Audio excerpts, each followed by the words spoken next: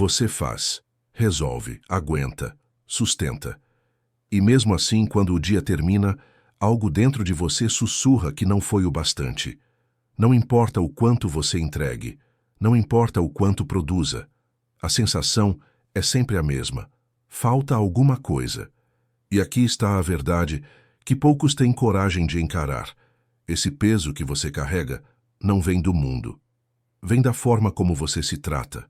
No final deste vídeo, você vai entender por que a sua mente nunca te permite descansar de verdade e como os estoicos já tinham uma resposta simples, direta e brutalmente honesta para isso. Fique até o fim, e se isso já tocou em você, deixe o like agora. Não como um pedido, mas como um sinal de consciência. Existe um tipo específico de homem que vive em guerra constante. Ele acorda já devendo algo à própria mente. Ele resolve problemas, entrega resultados, mantém tudo funcionando, mas internamente nunca fecha a conta. Quando termina uma tarefa, não sente alívio. Quando conquista algo, não sente satisfação. Quando para, sente culpa. É como se a mente estivesse sempre dizendo: ainda não é suficiente. Os estoicos enxergavam isso como um erro fundamental de julgamento. Quando você confunde o seu valor com o seu desempenho, você entrega o controle da sua paz a algo que nunca para de exigir. Você deixa de existir como homem e passa a funcionar como ferramenta. Enquanto produz, se sente aceitável. Quando para, se sente ameaçado. E então o descanso vira um problema. O silêncio vira acusação. O tempo livre vira ansiedade. Você senta. Seu corpo até tenta relaxar, mas a mente não deixa. Surge aquela inquietação, aquela necessidade de justificar a própria existência fazendo alguma coisa. Mesmo quando ninguém pediu, mesmo quando não há urgência, mesmo quando não há cobrança real. Sêneca alertava que nenhum homem é livre enquanto não aprende a descansar sem culpa, porque quem não descansa, obedece. E você tem obedecido a uma voz interna que nunca se cala. Essa voz te cobra perfeição nos detalhes mais insignificantes. Um erro pequeno vira um tribunal. Uma palavra mal colocada vira motivo de tortura mental. Você revive a cena, repassa o diálogo, reimagina o que deveria ter feito. Enquanto isso, o mundo já seguiu. As pessoas seguiram. Só você ficou preso ali. Epicteto dizia que não são os acontecimentos que nos perturbam, mas os julgamentos que fazemos sobre eles. O erro já passou. O que te machuca é a perseguição interna que você mantém viva. Esse é o cansaço que não some com férias. Esse é o desgaste que não melhora com descanso físico, porque não está no corpo, está no diálogo interno. Você faz algo uma vez, depois refaz, ajusta, corrige, nunca encerra, nada parece pronto. Tudo poderia ser melhor. Então, você entrega por prazo, não por convicção.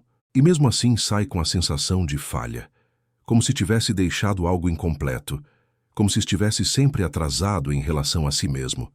O problema não é falta de capacidade, é uma régua interna irreal.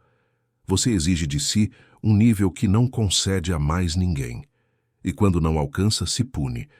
Esse padrão cria uma mente constantemente tensa, e uma mente tensa não vive, apenas reage. Marco Aurélio escreveu que a tranquilidade vem de fazer bem aquilo que está sob seu controle, e aceitar o resto sem resistência.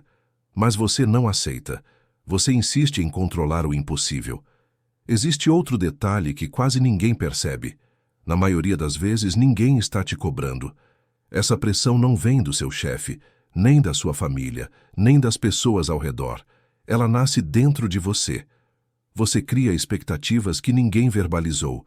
Você antecipa julgamentos que nunca foram feitos. Você vive tentando agradar um tribunal imaginário.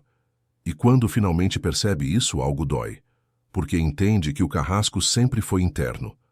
Essa autocobrança não surgiu do nada. Ela tem raiz.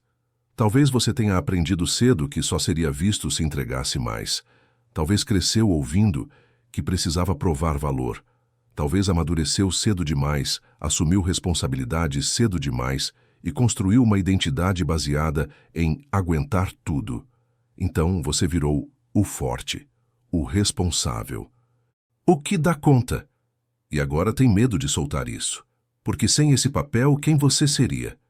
Os estoicos chamavam isso de apego ao papel social.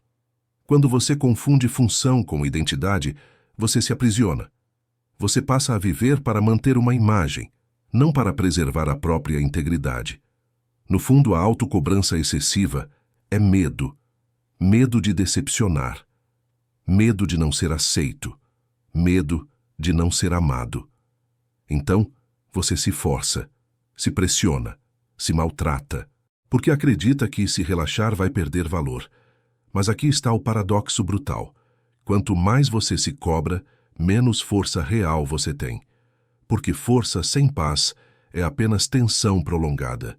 E tensão prolongada adoece. Nada muda sem consciência. Pergunte-se agora, com honestidade, quem realmente espera tanto de você?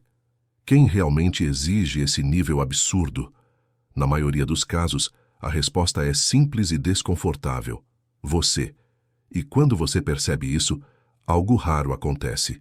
Você recupera o controle, porque entende que não pode controlar o mundo, mas pode controlar como se trata. E isso é domínio interno.